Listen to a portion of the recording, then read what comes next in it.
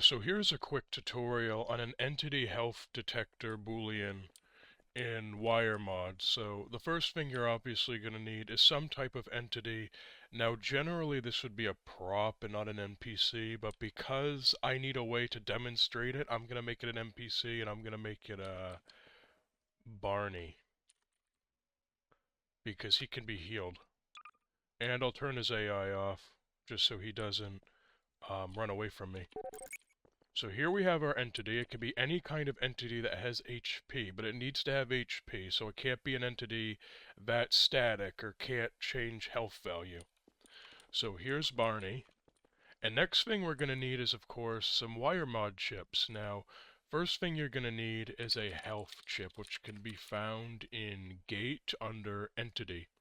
And so if you scroll down here, you'll see a chip that says Health. And put it somewhere convenient. I'm just going to put it on the splash store here, but it can be put on props or vehicles or even the world, but just for convenience sake, I'm going to put it on the splash store. And the way the health chip works is it can listen to an entity to get a constant input of its HP. And unlike certain chips that are static and unchanging, the health chip can actually reference new health changes. So if an enemy is at 100 health, and it gets hit and now it's only at 50 health, the health chip will reflect that. So here's Barney, and he's at 80 health, which means if I wire that chip up to Barney, the value outputted by that chip will now be 80. So entity, and then select the entity you want, which is Barney. Or for me, it's Barney. And see, now it says health equals 80, which means that chip is outputting a value of 80.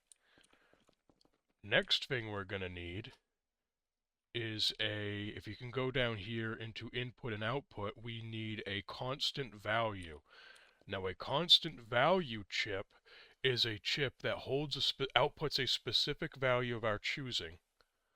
And it will stay static or constant, which means it's not going to change from outside sources like the health chip. Let's set it to 80, and down here you can see you can actually set multiple different values. So one chip for optimization purposes can actually output more than one value for more than one chip if you don't want to use a bunch of chips. But because we're only doing one thing here, we'll just make it 80. So write the value you want in here, which is 80, and now we're good. And we can, and now we're good. So we can exit the menu and place down the constant value. So you can see here 1 normal 80, which means the constant value is outputting 80 and the health chip is outputting 80. Both of these for this experiment should output the same value. Think of the constant value as the value that the entity is supposed to have. So it's like a reference number. Now we need something to be triggered. I'm just going to make it a wire light. Just like that, and I'll make it red. So this is what will be triggered. Now, we need another gate and one for comparison, which you can find up here in comparison. We need equal. So equal, and I'll change it so you can see it a little bit differently, but to diversify it from the other chips. But here we have A equals B equals 1. This is a very simple Boolean. It says that if value A equals value B, then it's going to output a positive signal. If it doesn't, it'll equal 0, which is a negative signal.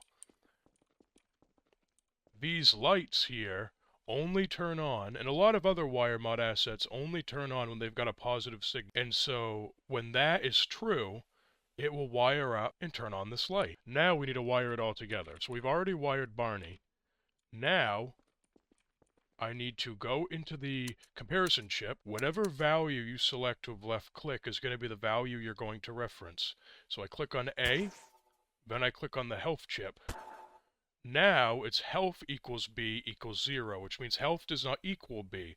Of course, that's because B doesn't have a value yet. But now we'll change B to our constant value. So now does health equal value? Yes, it's 1. But that positive signal doesn't help us until it's wired up to the object we want to reference. So I could say on, and then this. And so now it's going to say if health equals the same as our constant value, then this light turns on, and it has turned on. But if we damage Barney, the light will turn off, because now health does not equal our constant value, because Barney's health is 65. But if I get out a med kit, which I believe is in, it must be in other, yeah. And now if I heal Barney, it lights back up, because the value now equals the same as our reference value, or our constant value we put here. So this is more or less just a demonstration of the technology.